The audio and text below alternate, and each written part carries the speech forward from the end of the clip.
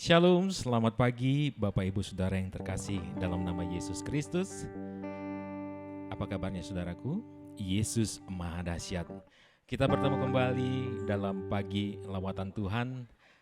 Mari pada pagi hari ini kita menyatukan hati, pikiran, kita mau memberikan waktu ini khusus untuk kita lebih mendekatkan diri lagi kepada Tuhan dalam hadirat-Nya melalui ibadah kita. Sebelumnya kita berdoa bersama. Bapa yang baik di dalam surga, kami mengucap syukur untuk hari yang baru yang Tuhan berikan kepada kami. Pada pagi hari ini Bapa, sebelum kami melakukan aktivitas kami, terlebih pada pagi hari ini Tuhan, kami mau merendahkan diri di hadapan-Mu. Kami mau sujud di hadapan-Mu, kami mau menyembah-Mu. Dan kami rindu pada hari ini hadirat-Mu memenuhi hidup kami.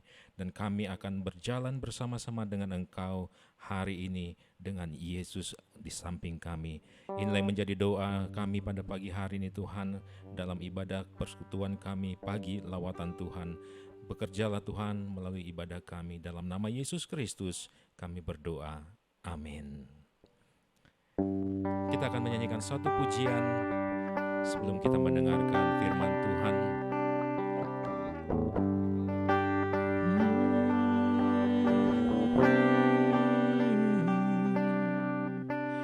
Kemanakah aku dapat pergi, menjauhi roh-Mu yang suci, Kau sahabat,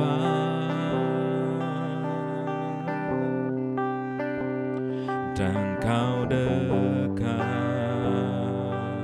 Benar Tuhan,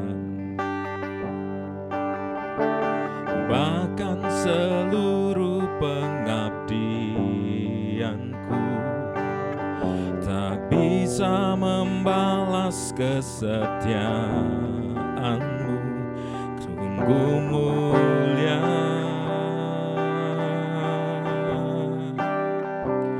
dan berharga, sungguh besar pengorbanan-Mu bagiku, terlalu dalam untuk dimengerti. Sungguh besar, sungguh indah yang Kau pikirkan tentangku, tak terselami bagiku. Sungguh indah,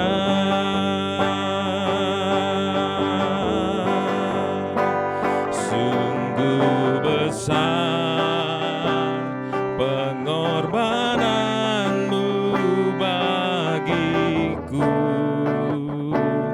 terlalu dalam untuk dimengerti. Sungguh besar, sungguh indah yang Kau pikirkan tentangku, tak terselami bagiku. Sungguh indah, sungguh indah, sungguh indah.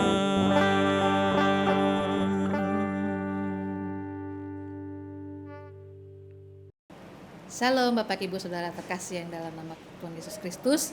Puji nama Tuhan kalau pada pagi hari ini kita masih ada dalam keadaan sehat, itu semua karena kasih karunia Tuhan dan berkat Tuhan.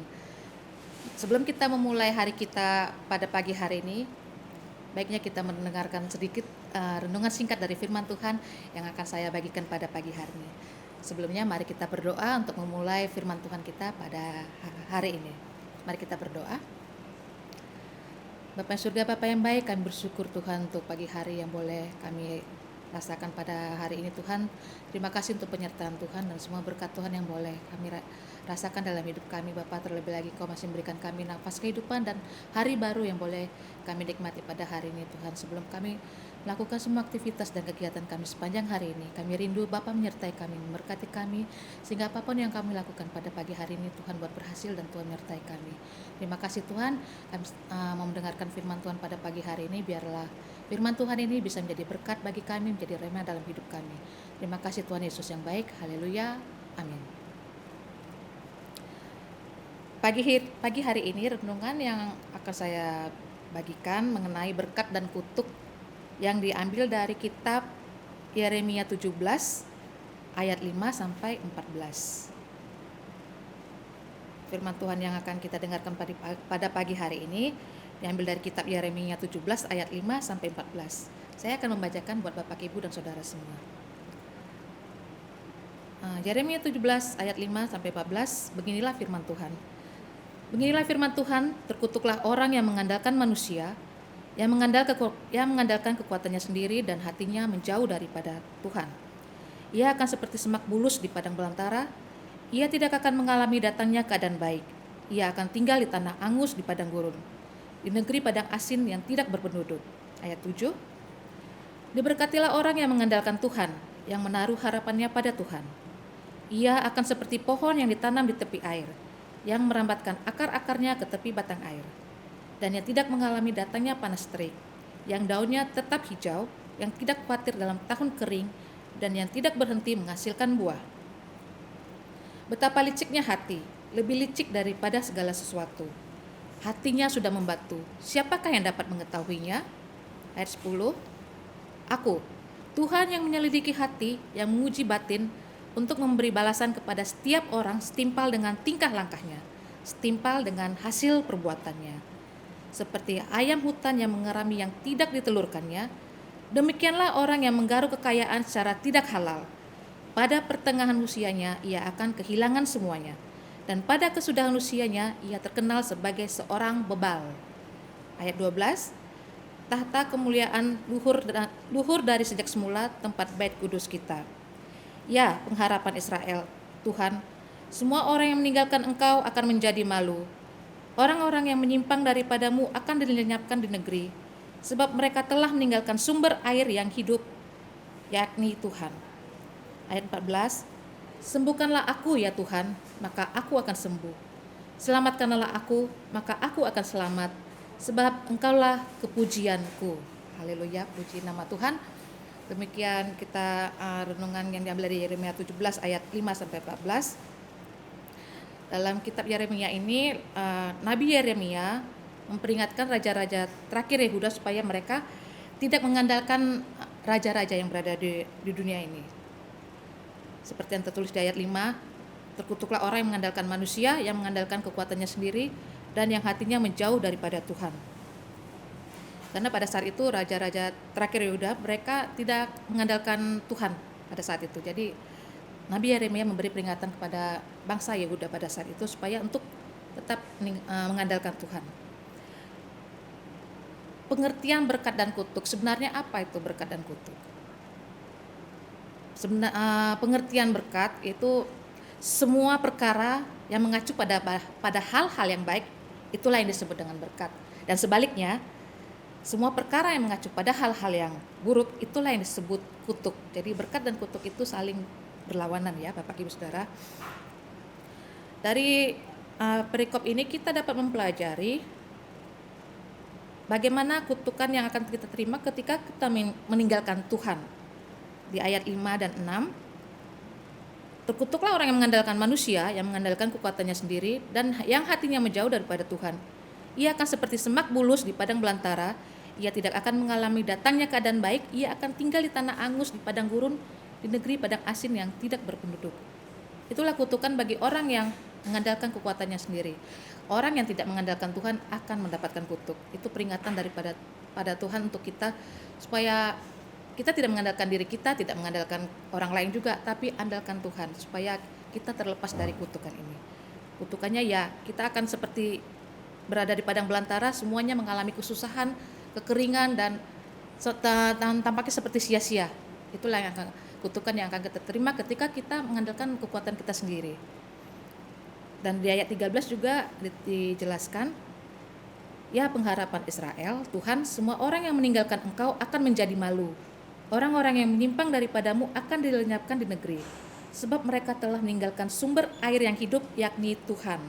Di sini jelas ya Bapak Ibu Saudara semua, dikatakan bahwa mereka yang telah meninggalkan sumber air yang hidup, yakni Tuhan, akan mendapatkan akan menjadi malu dan akan dilenyapkan dari negeri.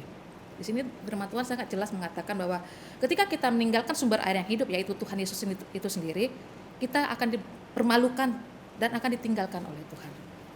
Itulah kutukan yang akan kita terima ketika kita meninggalkan Dia. Sebaliknya Tuhan malah menjadikan berkat juga bagi kita. Berkat yang kita terima ketika kita mengandalkan Tuhan itu tertulis di ayat 7 dan 8. Berkatilah orang yang mengandalkan Tuhan, yang menaruh harapannya pada Tuhan. Ia akan seperti pohon yang ditanam di tepi air, yang merambatkan akar-akarnya ke tepi batang air, dan yang tidak mengalami datangnya panas terik, yang daunnya tetap hijau, yang tidak khawatir dalam tahun kering, dan yang tidak berhenti menghasilkan buah.